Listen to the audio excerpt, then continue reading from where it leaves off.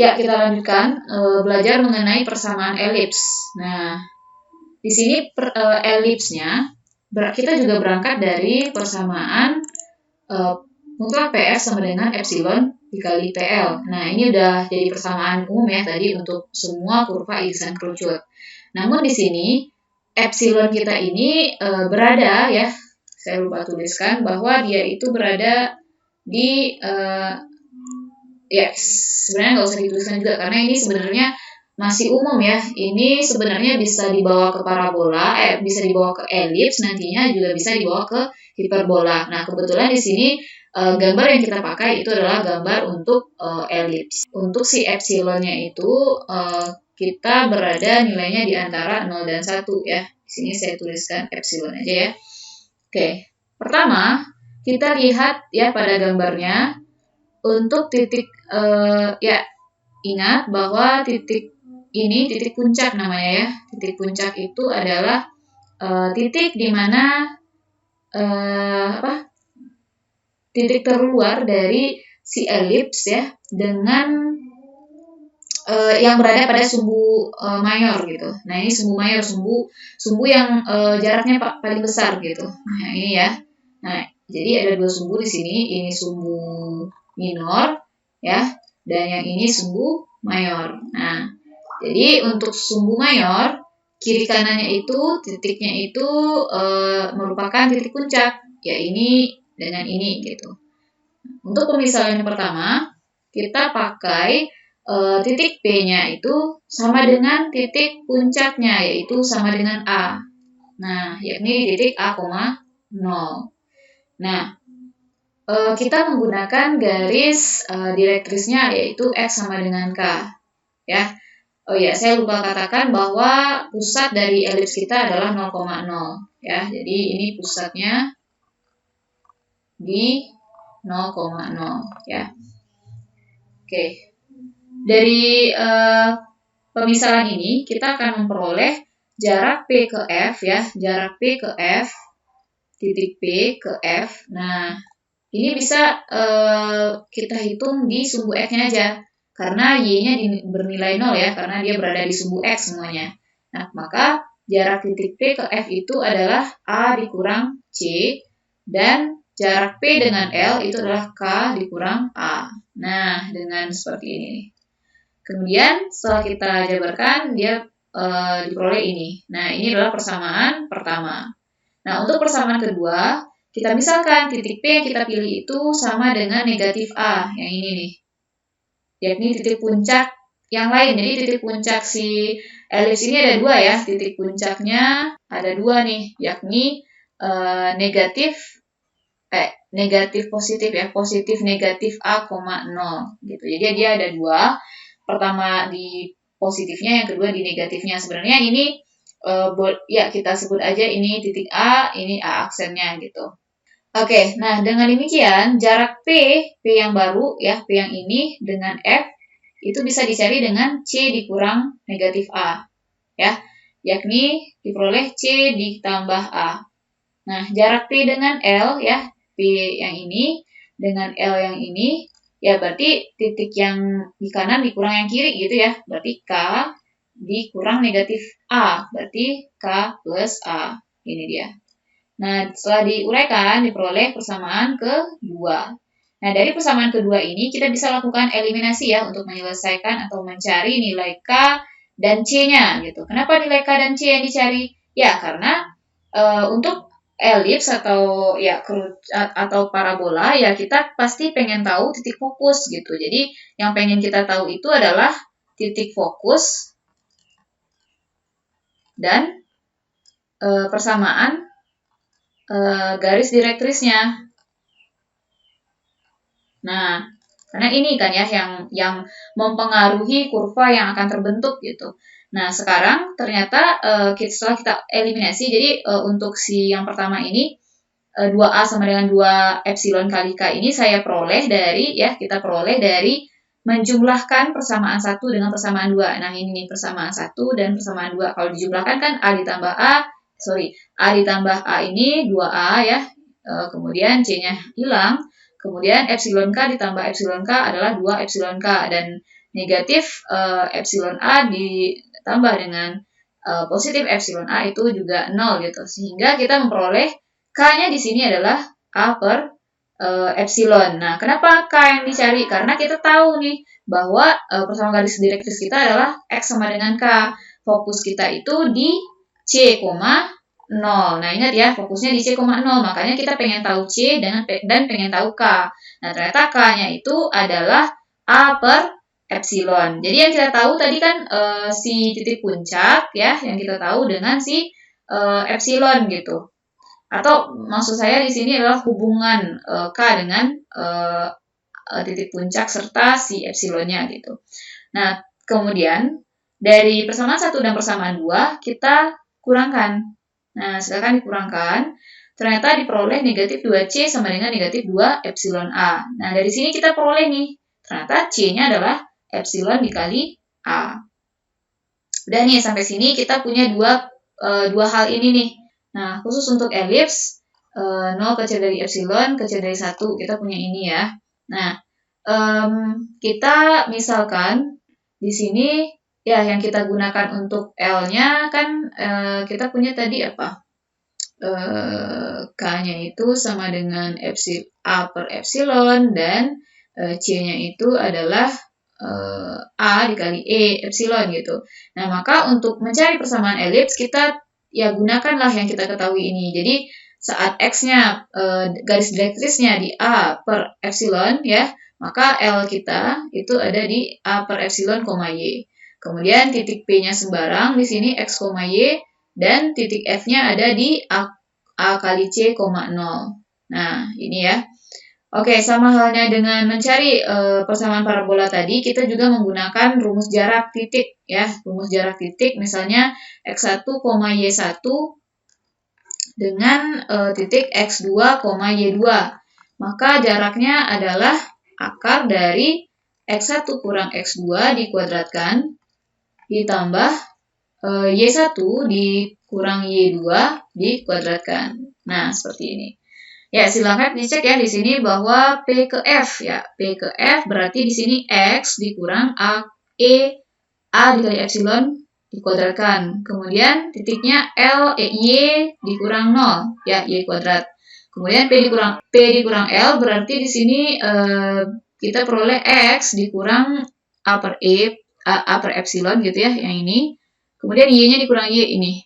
Nah, silakan dijabarkan, nanti kita akan memperoleh akhirnya ya bentuk seperti ini dulu ya. Nah, kita bisa membagi dengan 1 dikurang epsilon per 2 karena di sini ada jaminan epsilon kita kan berada di antara 0 dan 1. Artinya epsilonnya pasti positif ya. Dan 1 dikurang epsilon per 2-nya ini pasti positif juga. Nah, ini positif. Sehingga karena sudah dipastikan positif, makanya kita bisa ya membagi kedua ruasnya dengan 1 dikurang epsilon dikuadratkan. Nah, ini. Nah, kita bagi ini sehingga kita memperoleh bentuk ini nih. Nah, setelah kita peroleh ini, untuk penulisannya lebih sederhana, kita misalkanlah A kuadrat dikali 1 kurang epsilon ini dengan huruf B kuadrat. Nah, ini nih. Jadi kita misalkan B-nya itu adalah A dikali akar 1 kurang epsilon kuadrat. Nah, sehingga A kuadrat dikali 1 kurang epsilon kuadrat itu sama dengan B kuadrat. Nah, bentuk inilah yang disebut dengan persamaan baku elips dengan fokus di C, 0. C-nya tadi siapa? Nah, tadi kita pengen tahu nih C-nya ini siapa. Nah, kita tahu tadi C-nya adalah A dikali E. Cuman kan di sini kita punyanya A dengan B. Nah, gimana? Apa hubungan C dengan A dan dengan si B? Nah, oke. Perhatikan ya, di sini ada kurva elips. Kita perlu tahu dulu ya bahwa diameter mayor itu ya sama aja dengan sumbu ya. Sumbu mayor atau diameter mayor itu 2A yang ini nih. Yang ini gitu ya, 2A. Berarti dari ininya A gitu, ini kan min A. Berarti jaraknya adalah 2A.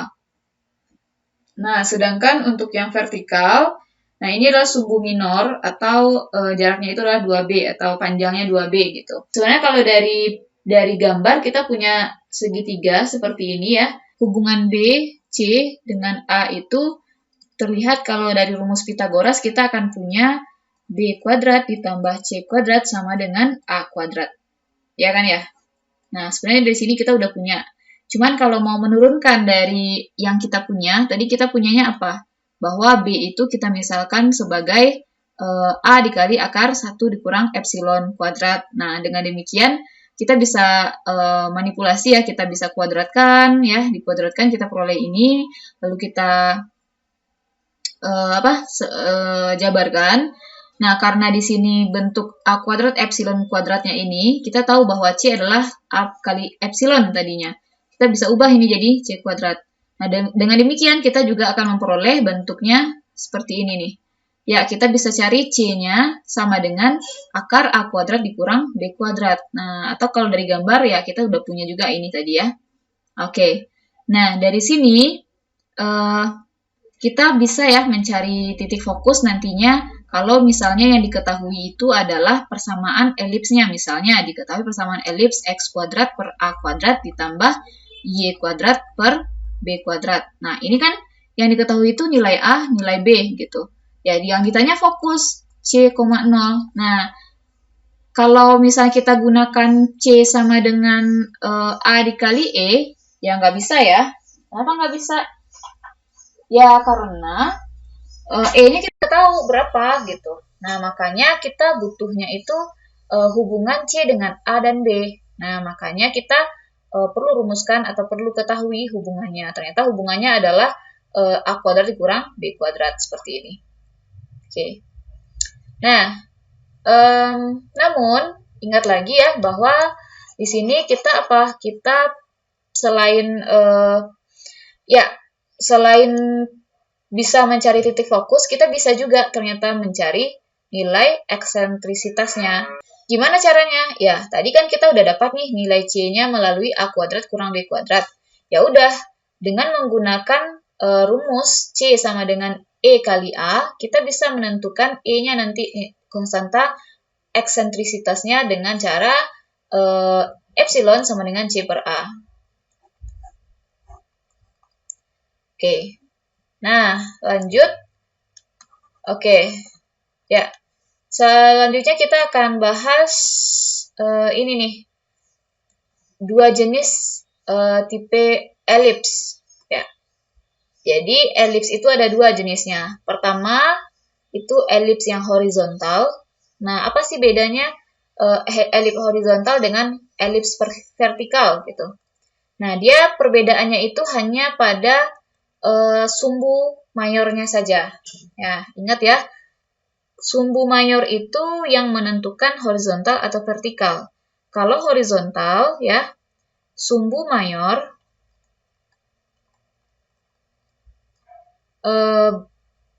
berada pada sumbu X.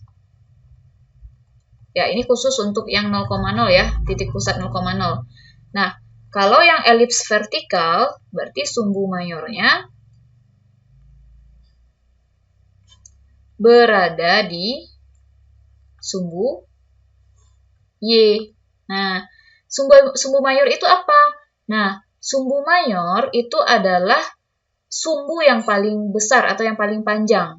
Ingat ya, sumbu mayor itu adalah sumbu yang paling besar atau panjang lah ya cocoknya. Jadi sumbu mayor sumbu yang paling panjang. Nah, di sini sumbu mayor itu dilambangkan dengan 2A. Nah, artinya nanti A ini lebih besar ya dari B. Nah, jadi untuk elips A itu lebih besar dari B. Sehingga kalau misalnya dia horizontal, ya kita bisa lihat nih yang di sumbu X itu lebih panjang gitu. Nah, sehingga persamaannya adalah X kuadrat per A kuadrat. Jadi yang di bawah X itu selalu sumbu mayor. Jadi ini mayor ya. Nah, sedangkan yang vertikal, nah ingat ya kalau vertikal ini berarti sumbu mayornya berada di sumbu Y. Nah, makanya si A-nya itu di bawah si Y kuadrat. Nah, gitu. Nah, jadi diingat aja ya, kalau elipsnya horizontal, berarti kan bentuknya itu, yang paling panjangnya itu ada di sumbu X. Ya udah, berarti A-nya berada di bawah X kuadrat. Kalau yang vertikal, berarti yang panjangnya berada di sumbu Y, sehingga A-nya itu berada di bawah Y kuadrat.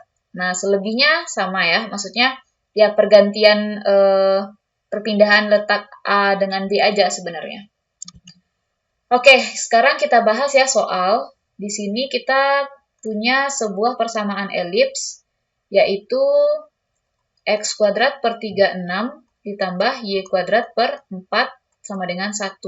Kalau kita ubah bentuknya menjadi bentuk yang baku ya, berarti ini kan 6 kuadrat ditambah Y kuadrat per 2 kuadrat sama dengan 1. Nah, dari sini kita punya apa?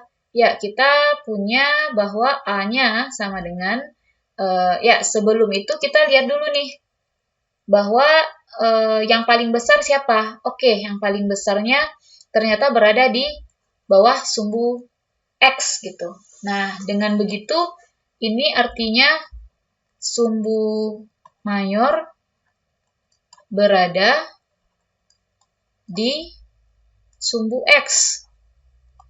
Nah, dengan demikian, oleh karena itu apa? Jenis elipsnya adalah horizontal.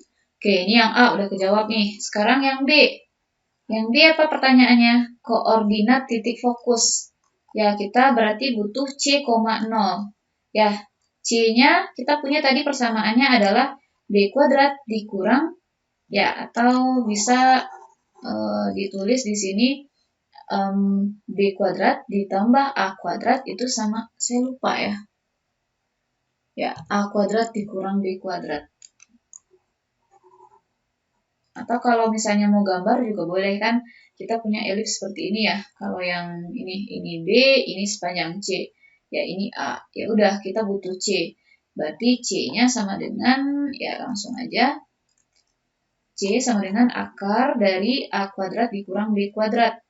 Nah, tadi A berapa? B berapa? Nah, ingat dari sini kita punya apa? Ya, dari sini kita punya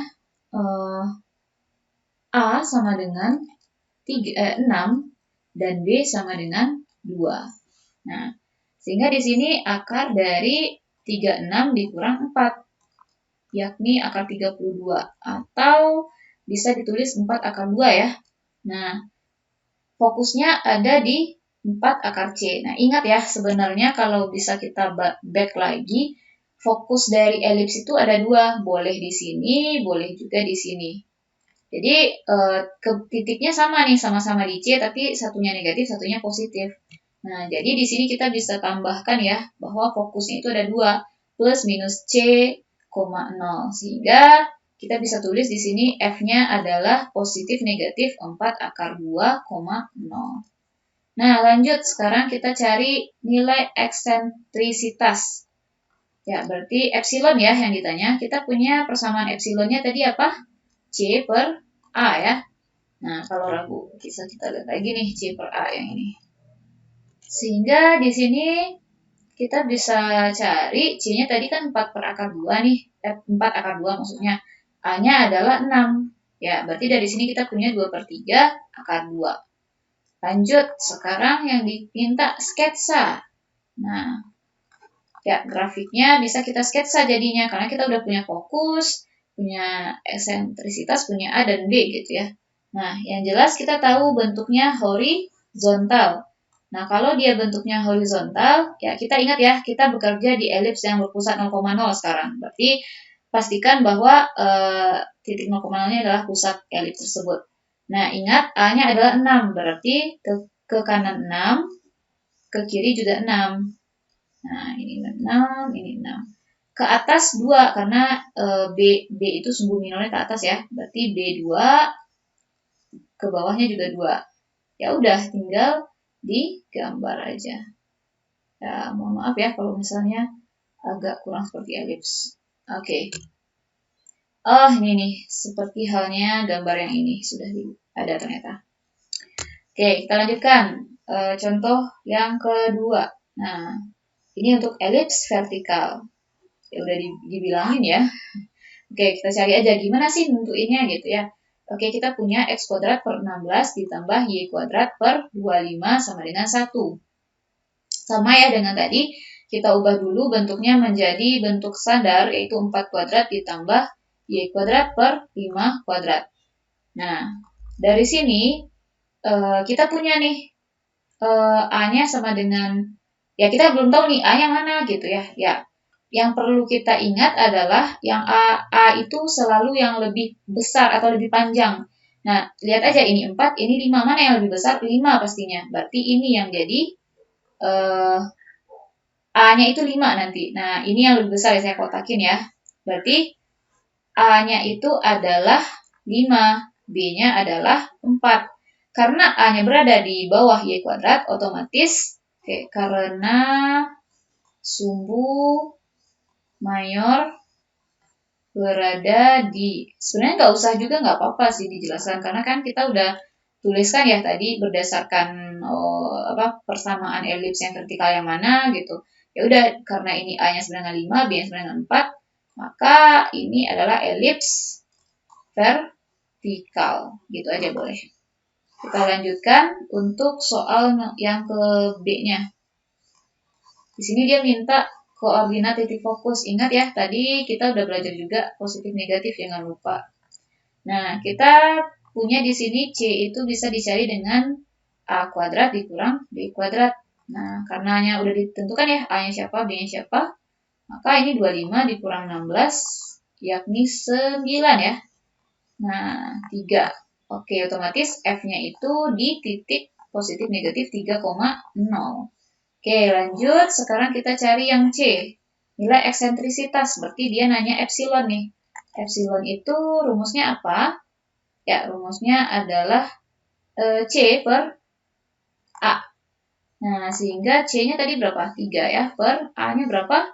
5. Nah, sehingga E-nya adalah, atau nilai eksentrisitasnya 3 per 5. Oke, untuk sketsa, ya ini nih, saya udah sediain sebenarnya.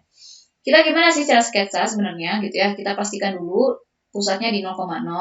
Ya, karena A-nya atau ini kan petunjuk ini sumbu mayor, calon sumbu mayor ya, 2 kalinya gitu. 2A. Kalau sumbu minor itu 2B. Ya udah, berarti sekarang B-nya itu ke samping karena kan mayor vertikal itu dengan sumbu sumbu Y. Nah, berarti A-nya itu 5 ke atas nih, 5 ke bawah. Nah, kemudian karena B ya, berarti ke sampingnya itu B. B-nya sebesar 4 cm. Ya, 4 aja ya.